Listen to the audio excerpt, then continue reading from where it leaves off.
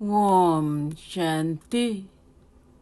8/4/2025 காலை முரளி. ஓம் சாந்தி.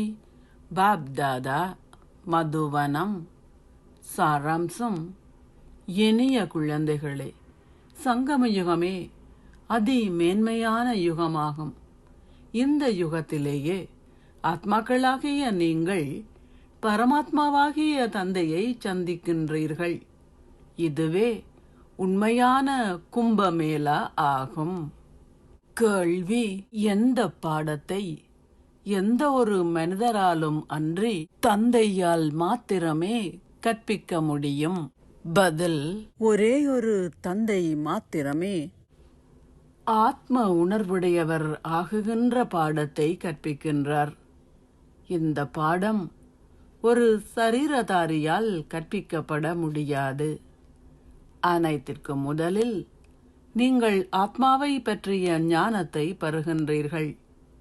ஆத்மாக்களாகிய நாங்கள் நடிகர்களாக எங்களின் பாகத்தை நடிப்பதற்காக பரந்தாமத்தில் இருந்து கீழிறங்கி வந்துள்ளோம் என்பதை நீங்கள் புரிந்து கொள்கின்றீர்கள். இந்த நாடகம் இப்பொழுது முடிவிற்கு வருகின்றது. இந்த நாடகம் ஏற்கனவே நிச்சயிக்கப்பட்டது. எவரும் அதனை உருவாக்கவில்லை. இதனாலேயே அதற்கு ஆரம்பமோ அல்லது முடிவோ இல்லை. பாடல்: விழித்தெழுங்கள் ஓ மணவாட்டிகளே, விழித்தெழுங்கள், புதிய யுகம் வரவுள்ளது. ஓம் சாந்தி. தாரணைக்கான சாராம்சம்: 1. மிக மேன்மையான மனிதர்கள் ஆகுவதற்கு தீய விடயங்களை செவிமடுக்காதீர்கள். அவை உங்களை தாழ்ந்த நிலைக்கே இட்டுச் செல்லும். ஒரே ஒரு தந்தையின் கலப்படமில்லாத ஞானத்தை மாத்திரமே செவிமடுங்கள். 2. பற்றிலிருந்து விடுபடுவதற்கு ஆத்ம உணர்விற்கு வருவதற்கான முயற்சியை செய்யுங்கள். இந்த பழைய உலகம் துன்பத்தையே தரும் என்பது உங்கள் புத்தியின் நினைவில் இருக்கட்டும். ஆகவே நீங்கள் பழைய உலகை மறப்பதுடன் அதில் எல்லையற்ற விருப்பமின்மையை கொண்டிருக்க வேண்டும். ஆசீர்வாதம்: நீங்கள் சங்கம யுகத்தின் உங்களின் பேறுகள் அனைத்தையும் உணர்ந்தவராக இருப்பதன் மூலம் மேன்மையான வெகுமதியை பெற்று ஏறுகின்ற ஸ்திதியை அனுபவம் செய்வீர்களாக.